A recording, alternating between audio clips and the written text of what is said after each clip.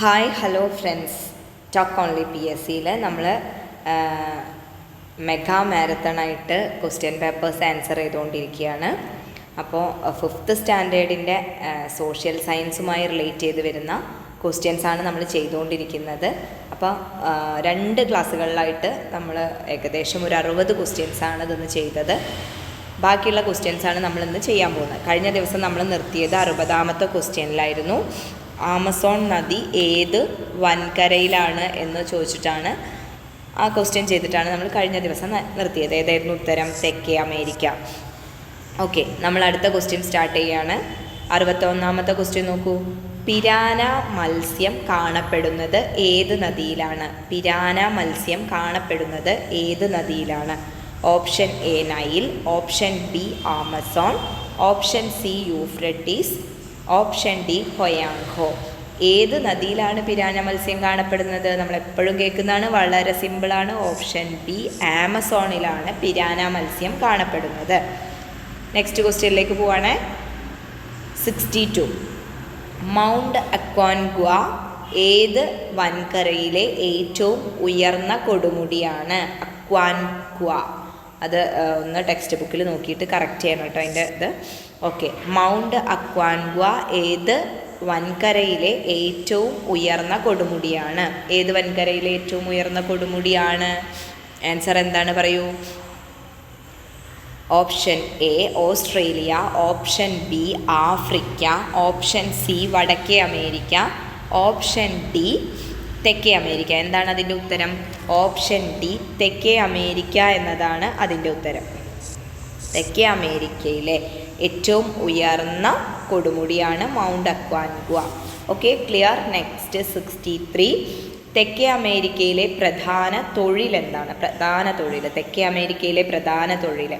Option A കന്നുകാലി വളർത്തൽ, option B മത്സ്യബന്ധനം, ഓപ്ഷൻ സി കൃഷി, ഓപ്ഷൻ ഡി വ്യവസായം. എന്താണ് തെക്കേ അമേരിക്കയിലെ പ്രധാന തൊഴിൽ? കന്നുകാലി വളർത്തലാണ് കുട്ടികളെ, കന്നുകാലി വളർത്തൽ. ഓക്കെ, അപ്പോൾ തെക്കേ അമേരിക്കയിലെ പ്രധാന തൊഴിൽ എന്ന് പറഞ്ഞാൽ കന്നുകാലി വളർത്തലാണ്. ലോകത്തിലെ ഏറ്റവും തണുപ്പുള്ള പ്രദേശം. 64ാമത്തെ ക്വസ്റ്റ്യനിലേക്ക് നോക്കൂ. ലോകത്തിലെ ഏറ്റവും തണുപ്പുള്ള പ്രദേശം.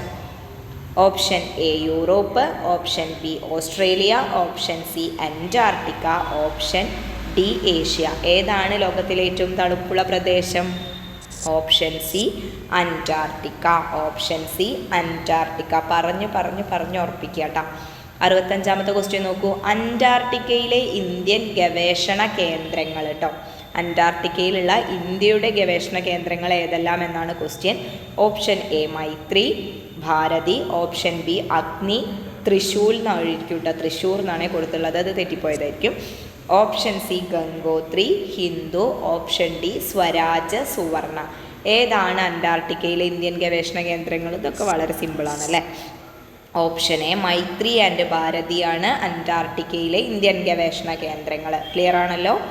66ാമത്തെ ക്വസ്റ്റ്യൻ നോക്കൂ. ദക്ഷിണ ഗംഗോത്രി. എന്താണ് ദക്ഷിണ ഗംഗോത്രി? ഓപ്ഷൻ എ ഓസ്ട്രേലിയയിലുള്ള ഇന്ത്യയുടെ പോസ്റ്റ് ഓഫീസ്, ബി അന്റാർട്ടിക്കയിലുള്ള ഇന്ത്യയുടെ പോസ്റ്റ് ഓഫീസ്, സി യൂറോപ്പിൽ ഉള്ള ഇന്ത്യയുടെ പോസ്റ്റ് ഓഫീസ്, ഡി ആഫ്രിക്കയിലുള്ള ഇന്ത്യയുടെ പോസ്റ്റ് ഓഫീസ്. ദക്ഷിണ ഗംഗോത്രി എന്താണ്? അന്റാർട്ടിക്കയിലുള്ള ഇന്ത്യയുടെ പോസ്റ്റ് ഓഫീസാണ് ദക്ഷിണ ഗംഗോത്രി. ക്ലിയർ ആയല്ലോ. 67ാമത്തെ ക്വസ്റ്റ്യൻ നോക്കൂ. വെളുത്ത ഭൂഖണ്ഡം എന്നറിയപ്പെടുന്ന ഭൂഖണ്ഡം ഏതാണ്? വെളുത്ത ഭൂഖണ്ഡം. A Europe, B Asia, C Australia, D Antarctica. ഏതാണ് വെളുത്ത ഭൂഖണ്ഡം? ഡി അന്റാർട്ടിക്ക എന്നതാണ് അതിൻ്റെ കറക്റ്റായ ഉത്തരം കേട്ടോ. നെക്സ്റ്റ് ക്വസ്റ്റ്യൻ 68ാമത്തെ ചോദ്യം നോക്കൂ. യുറാൽ പർവ്വതവുമായി ബന്ധപ്പെട്ട് താഴെ തന്നിരിക്കുന്നവയിൽ ശരി കണ്ടെത്തുക. യുറാൽ പർവ്വതവുമായിട്ട് ബന്ധപ്പെട്ടിട്ട് താഴെ തന്നിരിക്കുന്നവയിൽ ശരി ഏതെന്ന് കണ്ടെത്തുക. എന്താണ്? ഓപ്ഷൻ എ യൂറോപ്പിനെ ഏഷ്യയിൽ നിന്ന് വേർതിരിക്കുന്ന പർവ്വതനിര, ഓപ്ഷൻ ബി യൂറോപ്പിനെ ആഫ്രിക്കയിൽ നിന്നും വേർതിരിക്കുന്ന പർവ്വതനിര, ഓപ്ഷൻ സി യൂറോപ്പിനെ അന്റാർട്ടിക്കയിൽ നിന്നും വേർതിരിക്കുന്ന പർവ്വതനിര, ഓപ്ഷൻ ഡി യൂറോപ്പിനെ തെക്കേ അമേരിക്കയിൽ നിന്നും വേർതിരിക്കുന്ന പർവ്വതനിര. എന്താണ് 68ാമത്തെ ഉത്തരം? യൂറോപ്പിനെ ഏഷ്യയിൽ നിന്ന് വേർതിരിക്കുന്ന പർവ്വതനിരയാണ് യുറാല്. യൂറോപ്പിനെ ഏഷ്യയിൽ നിന്നും വേർതിരിക്കുന്ന പർവ്വതനിര. ക്ലിയർ? 69ാമത്തെ ചോദ്യം നോക്കൂ. പാതിര സൂര്യൻ്റെ നാട് എന്നറിയപ്പെടുന്ന രാജ്യം. ഇതൊന്നും നമ്മൾ പഠിച്ചില്ലെങ്കിലും ചിലപ്പം കിട്ടും അല്ലേ? അധികം നമ്മൾ കുട്ടിക്കാലം തൊട്ട് കേൾക്കുന്ന ഓരോ ക്വസ്റ്റ്യൻസാണ് അതൊക്കെ അല്ലേ? പാതിര ശരിയാണ്, കുട്ടിക്കാലം തൊട്ട് നമ്മൾ കേൾക്കുന്നുണ്ട്. കാരണം എന്താ, അത് 5ാം ക്ലാസ്സിലത്തെ ടെക്സ്റ്റ് ബുക്കാണ് നമ്മൾ ചെയ്തുകൊണ്ടിരിക്കുന്നത്. അപ്പോൾ പിന്നെ കുട്ടിക്കാലം തൊട്ട് കേൾക്കുമല്ലോ അല്ലേ? ഓക്കെ, പാതിര സൂര്യൻ്റെ നാട് എന്നറിയപ്പെടുന്ന രാജ്യം ഏതാണ്? Option A Switzerland, option B Belgium, option C Denmark and option D Norway. Norway ആണ് ഉത്തരം. പാതിര സൂര്യൻ്റെ നാട്ടിൽ എന്ന പുസ്തകം എഴുതിയതാരാണ്? അതൊന്ന് കൃത്യമായിട്ട് പഠിച്ചു വയ്ക്കട്ടാ. പാതിര സൂര്യൻ്റെ നാട്ടിൽ എന്ന പുസ്തകം എഴുതിയതാരാണ്? Option A M T Vasudevan Nair, option B NN Kakkad, option C SK Pottekkatt, option D Thakazhi. ആരാണ് പാതിര സൂര്യൻ്റെ നാട്ടിൽ എന്ന് പറഞ്ഞിട്ടുള്ള ബുക്ക് എഴുതിയിട്ടുള്ളത്? SK പൊറ്റക്കാടാണ്. SK പൊറ്റക്കാട്. 71. ലോകത്തിൽ ഏറ്റവും കൂടുതൽ നെല്ലുൽപ്പാദിപ്പിക്കുന്ന വൻകര. ലോകത്ത് ഏറ്റവും കൂടുതൽ നെല്ലുൽപ്പാദിപ്പിക്കുന്ന വൻകര ഏതാണെന്നാണ് 71ാമത്തെ ചോദ്യം. Option A Africa, option B തെക്കേ അമേരിക്ക, ഓപ്ഷൻ സി വടക്കേ അമേരിക്ക, ഓപ്ഷൻ ഡി ഏഷ്യ. ഏതാണ് ലോകത്തിൽ ഏറ്റവും കൂടുതൽ നെല്ലുൽപ്പാദിപ്പിക്കുന്ന വൻകര? ഏഷ്യയാണ്. അതിൽ യാതൊരുവിധ കൺഫ്യൂഷനും ഇല്ല കേട്ടോ. 72ാമത്തെ ചോദ്യം നോക്കൂ. ചാലഞ്ചർ ഗർത്തം കാണപ്പെടുന്ന സമുദ്രം ഏതാണ്? ചാലഞ്ചർ ഗർത്തം കാണപ്പെടുന്ന സമുദ്രം. ഓപ്ഷൻ എ പസഫിക് സമുദ്രം, ഓപ്ഷൻ ബി ആർട്ടിക് സമുദ്രം, ഓപ്ഷൻ സി അറ്റ്ലാന്റിക് സമുദ്രം, ഓപ്ഷൻ ഡി ഇന്ത്യൻ സമുദ്രം. ഏതാണ് കൂട്ടുകാരെ ഉത്തരം? ഓപ്ഷൻ എ പസഫിക് സമുദ്രം. അതെ, അതന്നെയാണ് കറക്റ്റ് ഉത്തരം. ഓപ്ഷൻ എ പസഫിക് സമുദ്രമാണ് കേട്ടോ. 73ാമത്തെ ക്വസ്റ്റ്യൻ നോക്കൂ. രണ്ടാമത്തെ വലിയ സമുദ്രം ഏത് എന്നാണ് ചോദ്യം വന്നിട്ടുള്ളത് കേട്ടോ. രണ്ടാമത്തെ വലിയ സമുദ്രം. ഓപ്ഷൻ എ പസഫിക് സമുദ്രം, ഓപ്ഷൻ ബി ഇന്ത്യൻ മഹാസമുദ്രം, ഓപ്ഷൻ സി ആർട്ടിക് സമുദ്രം ആൻഡ് ഓപ്ഷൻ ഡി അറ്റ്ലാന്റിക് സമുദ്രം. ഏതാണ് രണ്ടാമത്തെ വലിയ സമുദ്രം? ഓപ്ഷൻ ഡി അറ്റ്ലാന്റിക് സമുദ്രമാണ് രണ്ടാമത്തെ വലിയ സമുദ്രം. 74ാമത്തെ ചോദ്യത്തിലേക്ക് നോക്കൂ. ഏറ്റവും തിരക്കേറിയ സമുദ്രപാത ഏത്? ഏറ്റവും തിരക്കേറിയ സമുദ്രപാത ഏത്? ഓപ്ഷൻ എ അറ്റ്ലാന്റിക് സമുദ്രത്തിൻ്റെ തെക്കൻ പ്രദേശം എന്ന് വിട്ടുപോയിട്ടുണ്ട് കേട്ടോ. അറ്റ്ലാന്റിക് സമുദ്രത്തിൻ്റെ തെക്കൻ പ്രദേശം. ഓപ്ഷൻ ബി അറ്റ്ലാന്റിക് സമുദ്രത്തിൻ്റെ കിഴക്കൻ പ്രദേശം, ഓപ്ഷൻ സി അറ്റ്ലാന്റിക് സമുദ്രത്തിൻ്റെ വടക്കൻ പ്രദേശം, അതുപോലെ തന്നെ ഓപ്ഷൻ ഡി അറ്റ്ലാന്റിക് സമുദ്രത്തിൻ്റെ പടിഞ്ഞാറ് ഭാഗം അല്ലെങ്കിൽ പടിഞ്ഞാറൻ പ്രദേശം. ഇതിലേതാണ് ഏറ്റവും തിരക്കുള്ള സമുദ്രപാത? അറ്റ്ലാന്റിക് സമുദ്രത്തിൻ്റെ വടക്കൻ പ്രദേശമാണ് കേട്ടോ. ഓപ്ഷൻ സി ആണ് വടക്ക് എന്നുള്ളത് ഓർത്ത് വയ്ക്കുക കേട്ടോ. അറ്റ്ലാന്റിക് സമുദ്രത്തിൻ്റെ വടക്കൻ പ്രദേശമാണ് ഏറ്റവും തിരക്കേറിയ സമുദ്രപാത. 75ാമത്തെ ക്വസ്റ്റ്യൻ നോക്കൂ. ഗ്രാൻഡ് ബാങ്ക് ഏത് സമുദ്രത്തിലാണ് സ്ഥിതി ചെയ്യുന്നത്? ഗ്രാൻഡ് ബാങ്ക് ഏത് സമുദ്രത്തിലാണ് സ്ഥിതി ചെയ്യുന്നത്? ഓപ്ഷൻ എ ആർട്ടിക് സമുദ്രം, ഓപ്ഷൻ ബി അറ്റ്ലാന്റിക് സമുദ്രം, ഓപ്ഷൻ സി പസഫിക് സമുദ്രം, ഓപ്ഷൻ ഡി ഇന്ത്യൻ മഹാസമുദ്രം. ഏതിലാണ് ഗ്രാൻഡ് ബാങ്ക് സ്ഥിതി ചെയ്യുന്നത്? ഓപ്ഷൻ ബി അറ്റ്ലാന്റിക് സമുദ്രത്തിലാണ് കേട്ടോ. ഓപ്ഷൻ ബി അറ്റ്ലാന്റിക് സമുദ്രം. നെക്സ്റ്റ് 76ാമത്തെ ചോദ്യം. പ്യൂട്ടോറിക്കോ ഗർത്തത്തിൻ്റെ പ്രത്യേകത.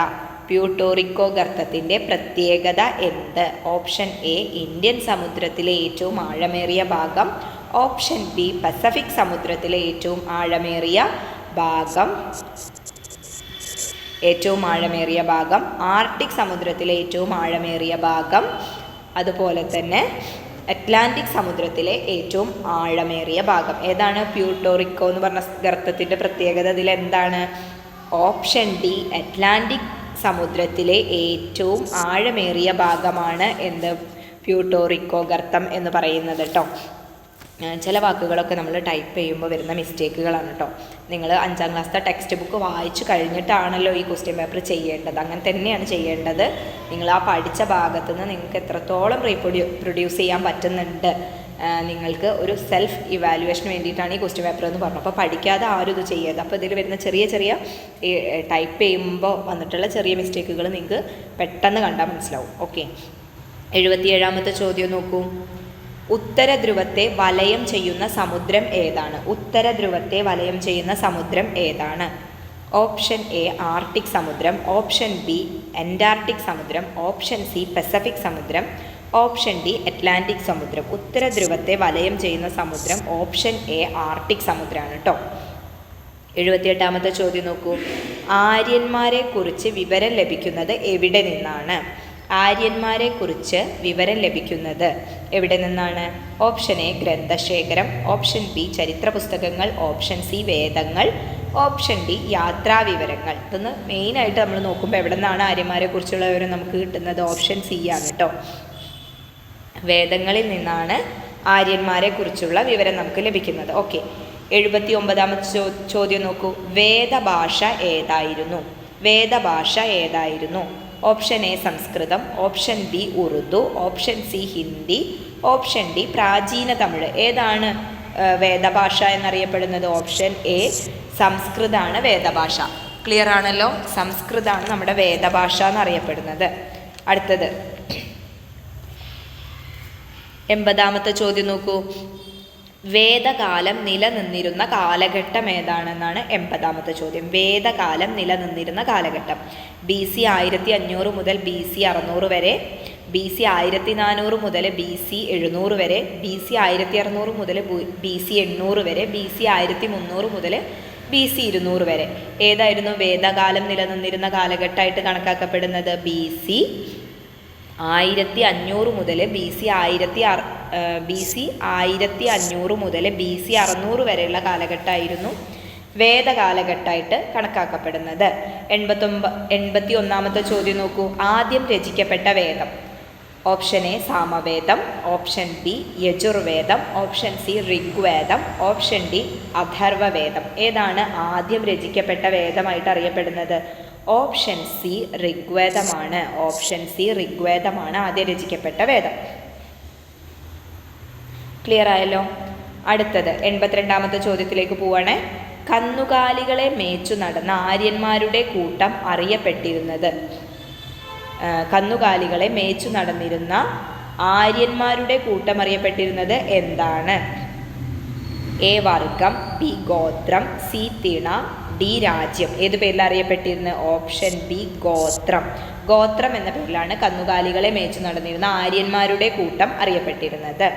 83ാമത്തെ ചോദ്യം നോക്കൂ. ഋഗ്വേദ കാലത്തെ പ്രധാന വിള എന്തായിരുന്നു? എന്താണ് ഋഗ്വേദ കാലത്തെ പ്രധാന വിള?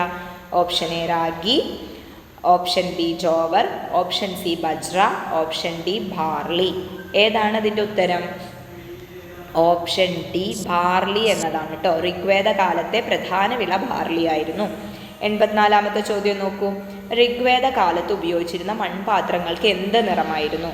ഓപ്ഷൻ എ ചാരനിറം, ഓപ്ഷൻ ബി സ്വർണ്ണ നിറം, ഓപ്ഷൻ സി മഞ്ഞ നിറം, ഓപ്ഷൻ ഡി കറുപ്പ് നിറം. ഋഗ്വേദ കാലത്ത് ഉപയോഗിച്ചിരുന്ന മൺപാത്രങ്ങൾക്ക് എന്ത് നിറമായിരുന്നു?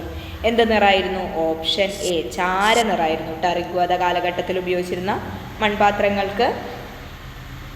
അടുത്തത് 85ാമത്തെ ക്വസ്റ്റ്യൻ. ഗംഗാ സമതലത്തിലേക്ക് വരുമ്പോൾ ആര്യന്മാരുടെ കൈവശമുള്ള ആയുധങ്ങൾ ഏത് ലോഹങ്ങൾ കൊണ്ട് നിർമ്മിച്ചതായിരുന്നു?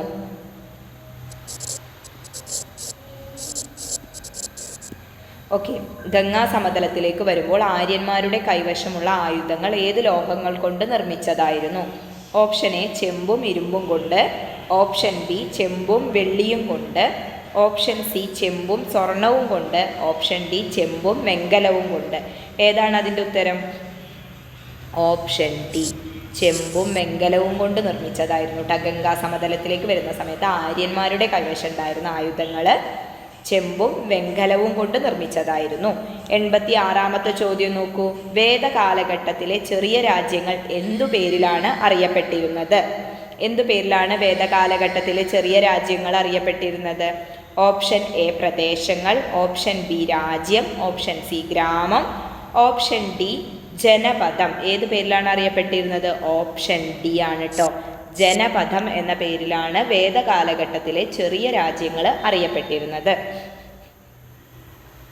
87ാമത്തെ ചോദ്യം നോക്കൂ. ശരിയായ ജ്ഞാനം, ശരിയായ വിശ്വാസം, ശരിയായ പ്രവൃത്തി എന്നിവ ഏതു മതത്തിൻ്റെ തത്വങ്ങളായിരുന്നു? ശരിയായ ജ്ഞാനം, ശരിയായ വിശ്വാസം, ശരിയായ പ്രവൃത്തി എന്നിവ ഏതു മതത്തിൻ്റെ തത്വങ്ങളായിരുന്നു? ഏതാണ്?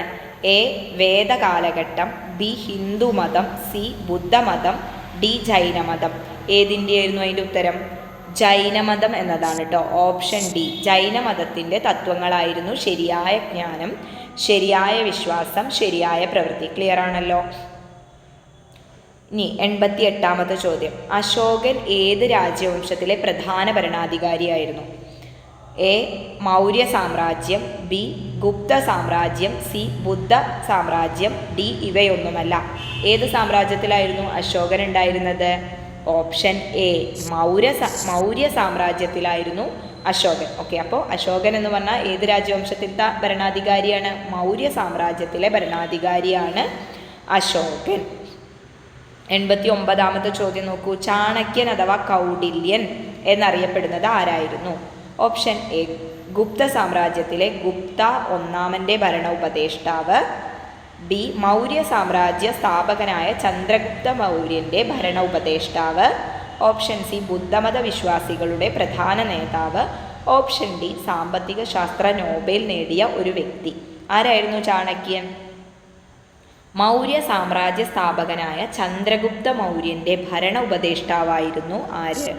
ചാണക്യൻ അഥവാ കൗടില്യൻ മൗര്യ സാമ്രാജ്യ സ്ഥാപകനായ ചന്ദ്രഗുപ്ത മൗര്യൻ്റെ ഭരണ ഉപദേഷ്ടാവായിരുന്നു. ക്ലിയർ ആയല്ലോ. നെക്സ്റ്റ് ക്വസ്റ്റ്യൻ 90ാമത്തെ ചോദ്യമാണ്. ഇന്ത്യയിൽ ആദ്യമായി പഞ്ചായത്തി രാജ് സംവിധാനം നിലവിൽ വന്ന സംസ്ഥാനം ഏതാണ്? Andhra Pradesh, option B Madhya Pradesh, option C Rajasthan, option D Karnataka. എവിടെയാണ് ആദ്യമായിട്ട് പഞ്ചായത്തി രാജ് സംവിധാനം ഇന്ത്യയിൽ നിലവിൽ വന്നത്? Option C രാജസ്ഥാനായിരുന്നു. ക്ലിയർ ആയല്ലോ.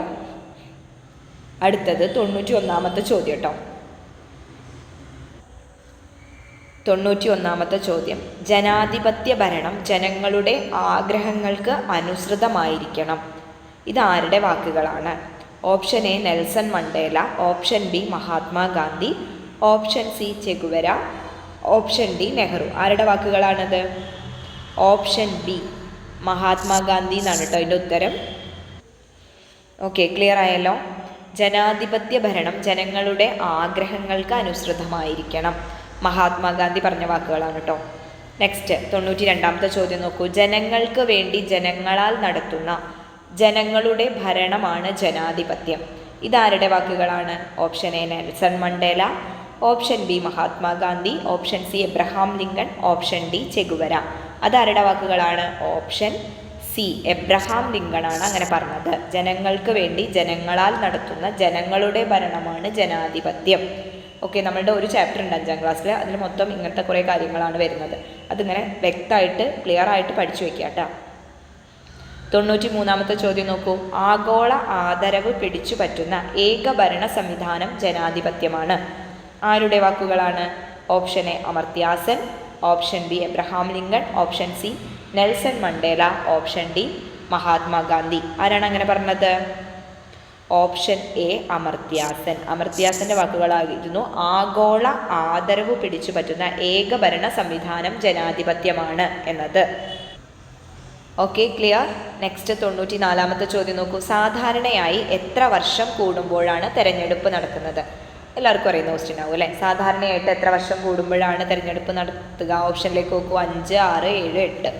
ഏതാണ് ഉത്തരം? ഓപ്ഷൻ എ 5 എന്നതാണ് ഉത്തരം. 5 വർഷം കൂടുമ്പോഴാണ് തെരഞ്ഞെടുപ്പ് നടക്കുക. 95ാമത്തെ ചോദ്യം നോക്കൂ. താഴെ തന്നിരിക്കുന്നവയിൽ കേരളവുമായി അതിർത്തി പങ്കിടുന്ന സംസ്ഥാനങ്ങൾ. Option A Andhra Pradesh, Telangana, option B Tamil Nadu, Andhra Pradesh, option C Karnataka, Telangana, option D Tamil Nadu, Karnataka. ഇതിൽ ഏതൊക്കെ സംസ്ഥാനങ്ങളുമായിട്ടാണ് കേരള അതിർത്തി പങ്കിടുന്നത്? ഓപ്ഷൻ ഡി തമിഴ്നാടും അതുപോലെ തന്നെ കർണാടകയും അല്ലേ? തമിഴ്നാടും കർണാടകയുമായിട്ടാണ് കേരളം അതിർത്തി പങ്കിടുന്നത്. ക്ലിയർ ആണല്ലോ. നെക്സ്റ്റ് ചോദ്യത്തിലേക്ക് പോവാണ്. 96ാമത്തെ ചോദ്യം നോക്കൂ. കേരളത്തിലെ ഏറ്റവും ചെറിയ ജില്ല ഏതാണ് എന്നാണ് ചോദ്യം. Option A Ernakulam, option B Kollam, option C Alappuzha, option D Pathanamthitta. ഏതാണ് കേരളത്തിലെ ഏറ്റവും ചെറിയ ജില്ല? വളരെ സിമ്പിളാണ് അല്ലേ? ഓപ്ഷൻ സി ആലപ്പുഴയാണ് കേരളത്തിലെ ഏറ്റവും ചെറിയ ജില്ല. ക്ലിയർ ആയല്ലോ. 97ാമത്തെ ചോദ്യം നോക്കൂ. കേരളത്തിലെ ഏറ്റവും വലിയ ജില്ല ഏതാണ്? ഓപ്ഷൻസിലേക്ക് പോകുമ്പോൾ തിരുവനന്തപുരം, മലപ്പുറം, കോഴിക്കോട്, ഇടുക്കി. ഇതിലേതാണ് ഇതിലേതാണെന്നല്ല, കേരളത്തിലെ ഏറ്റവും വലിയ ജില്ല ഏതാണ്? ഇടുക്കിയാണ് കേട്ടോ. കേരളത്തിലെ ഏറ്റവും വലിയ ജില്ല ഇപ്പോൾ ഇടുക്കിയാണ്. കുറച്ച് കാലം മുമ്പ് ഏതായിരുന്നു? പാലക്കാടായിരുന്നു കേട്ടോ. പാലക്കാട് 2023 സെപ്റ്റംബറിലാണ്, സെപ്റ്റംബർ 11 അങ്ങനെ എന്തോ ആണ്, ആ സമയത്താണ് പാലക്കാട് മാറിയിട്ട് ഇടുക്കി ആയത് കേട്ടോ. അപ്പോൾ ഇപ്പോൾ കേരളത്തിലെ ഏറ്റവും വലിയ ജില്ല എന്ന് ചോദിച്ചാൽ ഏതാണ് ഉത്തരം? ഇടുക്കിയാണ്. ക്ലിയർ? 98ാമത്തെ ചോദ്യം നോക്കൂ. സമുദ്രതീരം കൂടുതലുള്ള കേരളത്തിലെ ജില്ല. സമുദ്രതീരം കൂടുതലുള്ള കേരളത്തിലെ ജില്ല. Option A Alappuzha, option B Malappuram, option C Thiruvananthapuram, option D Kannur. ഏതാണ് സമുദ്രതീരം കൂടുതലുള്ള കേരളത്തിലെ ജില്ല? ഓപ്ഷൻ ഡി കണ്ണൂരാണ് കേട്ടോ. 99ാമത്തെ ചോദ്യം നോക്കൂ. കേരളത്തിൽ തുലാവർഷം അനുഭവപ്പെടുന്ന മാസങ്ങൾ ഏതൊക്കെയാണ്? കേരളത്തിൽ തുലാവർഷം അനുഭവപ്പെടുന്ന മാസങ്ങൾ. Option A October November, option B June July, option C August September, option D July August. ഏത് മാസത്തിലാണ് തുലാവർഷം അനുഭവപ്പെടുന്നത്? ഒക്ടോബർ നവംബർ മാസങ്ങളിലായിട്ടാണ് കേരളത്തിൽ തുലാവർഷം അനുഭവപ്പെടുന്നത്. ക്ലിയർ ആയല്ലോ? അടുത്ത ചോദ്യം, 100ാമത്തെ ചോദ്യത്തിലേക്ക് നോക്കൂ. കബനി, ഭവാനി, പാമ്പാർ എന്നീ നദികളുടെ പ്രത്യേകത എന്താണ്? ഓപ്ഷൻ എ കിഴക്കോട്ട് ഒഴുകുന്ന നദികൾ, ഓപ്ഷൻ ബി പടിഞ്ഞാറോട്ട് ഒഴുകുന്ന നദികൾ, ഓപ്ഷൻ സി തെക്കോട്ട് ഒഴുകുന്ന നദികൾ, ഓപ്ഷൻ ഡി വടക്കോട്ട് ഒഴുകുന്ന നദികൾ. എന്താണ് കബനി, ഭവാനി, പാമ്പാറിൻ്റെ പ്രത്യേകത? കിഴക്കോട്ട് ഒഴുകുന്ന നദികളാണ് ഇവരല്ലേ. ഓപ്ഷൻ എ കിഴക്കോട്ട് ഒഴുകുന്ന നദികളാണ് കബനി, ഭവാനി, പാമ്പാർ. 101ാമത്തെ ചോദ്യം നോക്കൂ. കേരളത്തിലെ ഏറ്റവും ചെറിയ നദി ഏതാണ്? കേരളത്തിലെ ഏറ്റവും ചെറിയ നദി. Option A Kabani, option B Pambar, option C Manjeshwaram, option D Chaliyar. ഏതാണ് കേരളത്തിലെ ഏറ്റവും ചെറിയ നദി? കേരളത്തിലെ ഏറ്റവും ചെറിയ നദി ഓപ്ഷൻ സി മഞ്ചേശ്വരമാണ്. അപ്പോൾ നമ്മൾ ഇന്ന് ത്തോടുകൂടി 101 ക്വസ്റ്റ്യൻസ് ചെയ്തു. ഏത്? 5th സ്റ്റാൻഡേർഡ് സോഷ്യൽ സയൻസിലെ 11 ചാപ്റ്റേഴ്സുകളിൽ നിന്നായിട്ടുള്ള 101 ക്വസ്റ്റ്യൻസാണ് നമ്മൾ ചെയ്തത്. ഇതാണ് നമ്മുടെ സോഷ്യൽ സയൻസുമായി റിലേറ്റ് ചെയ്തിട്ടുള്ള ഏറ്റവും ബേസിക് ആയിട്ടുള്ള ചോദ്യങ്ങൾ ആണല്ലോ. 5ാം ക്ലാസ്സിലെ ചോദ്യങ്ങളാവുമല്ലോ ഏറ്റവും ബേസിക് ആയിട്ടുള്ള. ഇനി നമ്മൾ 6ാം ക്ലാസ്, 7ാം ക്ലാസ് അങ്ങനെ ഓരോ ക്ലാസ് വൈസായിട്ടുള്ള സോഷ്യൽ സയൻസിൻ്റെ ക്വസ്റ്റ്യൻ പേപ്പർ ചെയ്യും. അതുപോലെ തന്നെ സയൻസ് സബ്ജക്റ്റുകളുടെയും ഓരോന്നിൻ്റെയും നമ്മൾ സെപ്പറേറ്റ് ആയിട്ട് തന്നെ ഇങ്ങനെ ചെയ്യുന്നുണ്ട്. ഇനിയിപ്പോൾ 5ാം ക്ലാസ്സിലത്തെ സോഷ്യൽ സയൻസ് ആണ് നമ്മൾ കംപ്ലീറ്റ് ആക്കി. ഇനി നെക്സ്റ്റ് നമ്മൾ ചെയ്യാൻ പോകുന്ന 5ാം ക്ലാസ്സിലെ സയൻസുമായി റിലേറ്റ് ചെയ്ത ഇത്തരത്തിലുള്ളൊരു ക്വസ്റ്റ്യൻ പേപ്പറാണ്. സോ ഈ ഒരു ക്വസ്റ്റ്യൻ പേപ്പർ പലർക്കും ഉപകാരപ്പെട്ടിട്ടുണ്ടാവുമെന്ന് കരുതുന്നു. PSC ആണ് നിങ്ങളുടെ ലക്ഷ്യമെങ്കിൽ നിങ്ങളതിനെ സീരിയസ് ആയിട്ട് തന്നെ കാണണം. കാരണം വളരെ സീരിയസ് ആയിട്ട് നമ്മൾ പ്രിപ്പയർ ചെയ്താൽ മാത്രമാണ് PSCയിൽ നമുക്ക് കയറിക്കൂടാൻ പറ്റുള്ളൂ. അതായത് നിങ്ങൾക്ക് ഏതെങ്കിലും ഒരു റാങ്ക് വരാനൊന്നും ബുദ്ധിമുട്ടില്ല.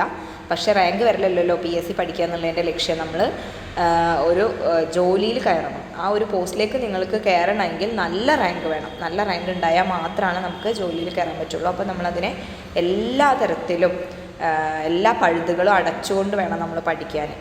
അപ്പോൾ നമ്മൾ ക്വസ്റ്റ്യൻ പേപ്പറുകൾ എത്രത്തോളം നമുക്ക് ചെയ്യാൻ പറ്റുന്നോ അത്രത്തോളം ചെയ്യാൻ ശ്രമിക്കുക. കാരണം ആകെ ഒരു 1.25 മണിക്കൂർ അല്ലെങ്കിൽ ചില എക്സാമുകൾക്ക് അതൊരു 1.5 മണിക്കൂർ അത്രേ നമുക്ക് കിട്ടുള്ളൂ. അതിൻ്റെ ഉള്ളിൽ നമുക്ക് 100 ക്വസ്റ്റ്യൻസ് ചെയ്യാണ്ട്, മാത്സ് ചെയ്യാണ്ട്, ഇംഗ്ലീഷ് ചെയ്യാണ്ട്, മലയാളം ചെയ്യാണ്ട്, GK മിക്കവാറും എങ്ങനത്തെ ടൈപ്പായിരിക്കും? റീസണിങ് ടൈപ്പ് ക്വസ്റ്റ്യൻസ് ആയിരിക്കും. അപ്പോൾ അതെല്ലാം കൂടി ഈ ഒരു ടൈം ബൗണ്ടിൻ്റെ ഉള്ളിൽ നമുക്ക് വായിച്ച് ചെയ്ത് തീർക്കുക എന്നുള്ളതൊരു ടാസ്ക് തന്നെയാണ്. അപ്പോൾ അതിന് നമ്മൾ ഏറ്റവും കൂടുതൽ പ്രാക്ടീസാണ് വേണ്ടത്. അപ്പോൾ നന്നായി പ്രാക്ടീസ് ചെയ്യുക, പഠിക്കുക, ക്വസ്റ്റ്യൻ പേപ്പേഴ്സുകൾ ചെയ്യുക മാത്രമാണ് നമുക്ക് ചെയ്യാനുള്ളത്. നന്നായി റിവൈസ് ചെയ്യുക. അപ്പോൾ ഈ ഒരു ക്വസ്റ്റ്യൻ പേപ്പർ നിങ്ങൾക്ക് ഇഷ്ടപ്പെട്ടിട്ടുണ്ടാവും എന്ന് വിചാരിക്കുന്നു. തുടർന്ന് കൂടുതൽ ക്വസ്റ്റ്യൻ പേപ്പേഴ്സുകൾ തന്നെ വന്നുകൊണ്ടേയിരിക്കും. മാത്രമല്ല നമ്മൾ ഓരോ ക്ലാസ്സുകളായിട്ട് അങ്ങനെ അപ്ലോഡ് ചെയ്യുന്നുണ്ട് കേട്ടോ. ഓക്കെ, അപ്പോൾ ഇന്ന് എൻ്റെ ക്ലാസ് കേട്ട എല്ലാവർക്കും ഒരുപാട് നന്ദി.